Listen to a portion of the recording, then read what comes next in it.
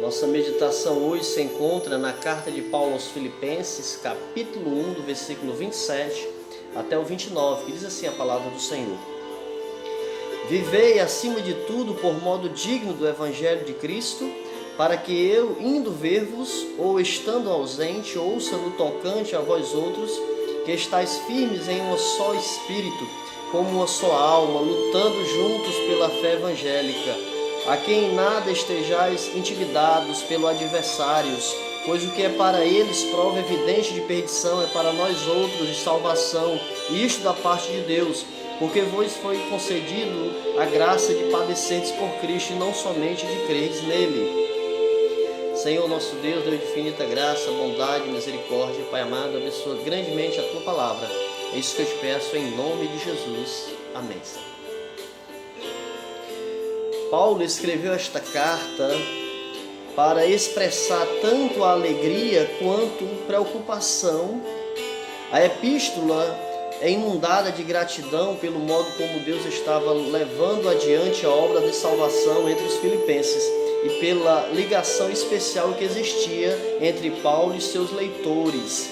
Ao mesmo tempo, a carta apresenta um tom sério. Os filipenses enfrentavam perseguição e pressões de falsos ensinamentos e conflitos dentro da igreja, Eles estavam vivendo neste contexto, Os amados irmãos na igreja em Filipe, eles estavam sofrendo perseguições por falsos ensinos, por falsas doutrinas. Também existiam conflitos internos dentro do seio da igreja.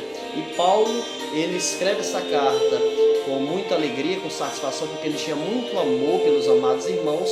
Porém, mostra toda a seriedade também na carta, orientando e exortando os irmãos como é que eles deveriam viver, se comportar, No versículo 27 ele exorta os irmãos: vivei acima de tudo por modo digno do Evangelho de Cristo, para que eu indo ver-vos, ou estando ausente, ouça no tocante a vós outros que estáis firmes em um só espírito, como uma só alma, lutando juntos pela fé evangélica. Paulo orienta os irmãos a viverem de modo digno, ou seja, como cidadãos do céu. Esta palavra enfatiza o efeito de uma comunidade cristã em uma sociedade idólatra.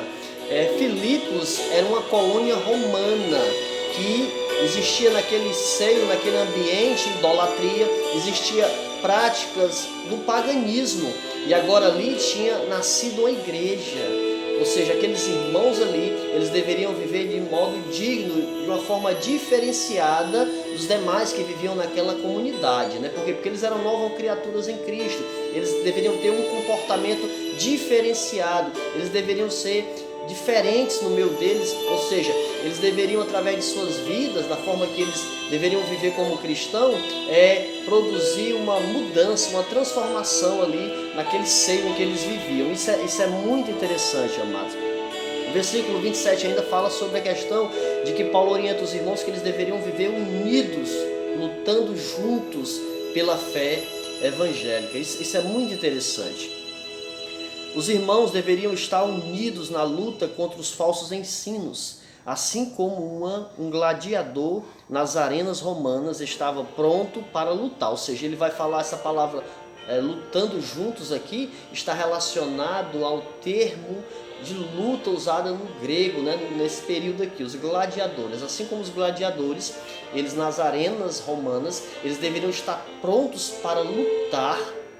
Nós também, como servos de Deus, devemos estar prontos para lutar, ou seja, para defender a fé verdadeira, para defender as doutrinas verdadeiras, as doutrinas que uma vez por todas foi entregue aos santos, que o Senhor Jesus deixou para a sua igreja, Isso é muito interessante, amados. Faz muito bem eu lembrar da realidade que tem por trás disso. Aqui a fé é no sentido de um conjunto de verdades que uma vez por todas foi entregue à igreja.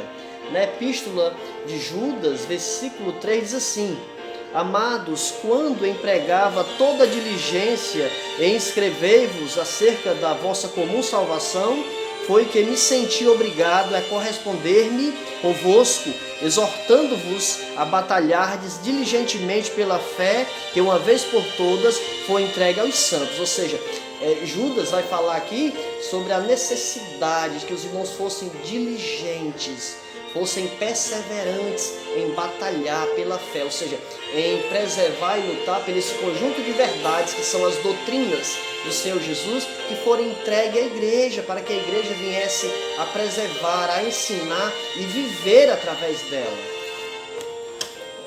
Versículo 28 diz assim: e em nada estáis intimidados pelos adversários, pois o que é para eles prova evidente de perdição é para vós outros de salvação, isto da parte de Deus. Estas pessoas aqui estavam querendo intimidar os irmãos. Eles eram inimigos do Evangelho, hostil aos irmãos, ou seja, eles eram inimigos do Evangelho. Eles queriam intimidar os irmãos para que os irmãos não dessem continuidade, não dessem continuidade servindo a Cristo, andando segundo o Evangelho. Porém, Paulo orienta os irmãos que eles não deveriam se intimidar com os inimigos do Evangelho. Um dia, os inimigos do Evangelho serão condenados por toda a eternidade e os crentes gozarão da salvação eterna. Existem essas duas realidades. Os inimigos do Evangelho são aqueles que nunca receberão o Evangelho, que nunca crerão em Cristo, que são hostis tanto ao Evangelho quanto aqueles que são cristãos, que vivem o Evangelho. Estes um dia serão condenados por toda a eternidade. E nós, os salvos em Cristo, gozaremos da salvação eterna. Versículo 29 diz assim: porque foi concedido a graça de padecerdes por Cristo, não somente de crerdes nele. Isso é interessante. Foi concedido, ou seja, Deus dá muitos privilégios aos crentes. Nós temos muitos privilégios como servos de Deus.